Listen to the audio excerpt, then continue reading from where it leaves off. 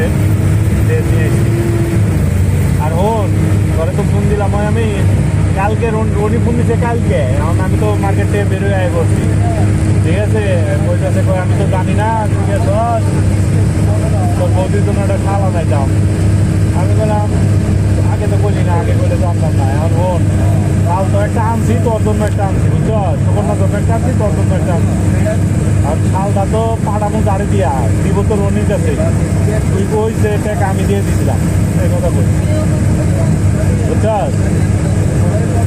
হ্যাঁ না আনছি, যেগুলো বিশ্বটার জন্য ওটা গেলে আনছি না, ওর জন্য আনছি, অলয়ের জন্য আর ইয়ের জন্য আনছি, রনির জন্য আনছি। ওর বউর জন্য আনি নাই, ওর বউ আমার দেখ পারবে না, ওর বউর জন্য আমি আনবে, বুঝছ নাই? সে যেমন করবো তার সাথে তো তেমনই করবো, বুঝছ নাই? রনির জন্য আনছি, অলয়ের জন্য আনছি, আর তোর জন্য একটা শাল আনছি, আর বিশ্বটার জন্য আনছি, আর বিশ্বটার বউর জন্য শাখা করে দিচ্ছে, শাখা নিয়ে বুঝা। আর মেয়ের জন্য আনছি, আর সুকন্যার জন্য আনছি, আর শাশুড়ির জন্য আনছি। আমি আজীবন ওই যে পাঠাই দিব নি, আমি যার কাছে পাঠাই দিব রনির কাছে দিব, বুঝছ? রনি আবার তোরে দিয়ে দিব নি, বুঝছ? না না না, ও বলে দিব নি, অসুবিধা নেই, ঠিক আছে। বলে দিব নি, ঠিক আছে। টাকা কি করি, আমি টাকা দিয়ে দিয়েছিলাম 3,000, তোমার খাওয়া খাওয়া করে এই কথা চালিয়ে, বুঝছ?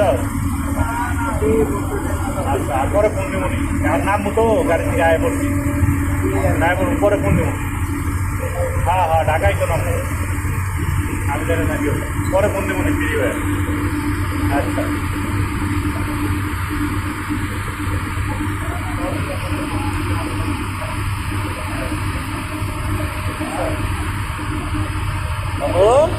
ও আর জলদি তো তুমি বলবার নাই, বাবা তো তাই করতো,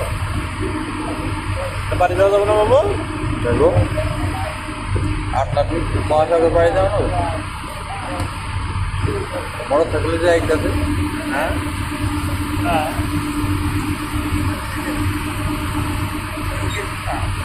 কেমন ওভারটেকিং করে তোর সার টানে ওটা ইমা দাঁড়িয়ে ও গাড়ি চালান ঠিক আছে, 70-80 এগুলাই 70-80 ঠিক আছে।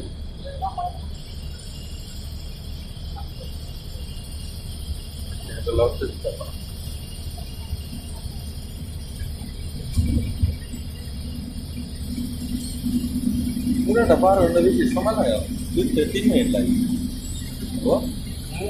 3 থেকে 4 মিনিট লাগে। হ্যাঁ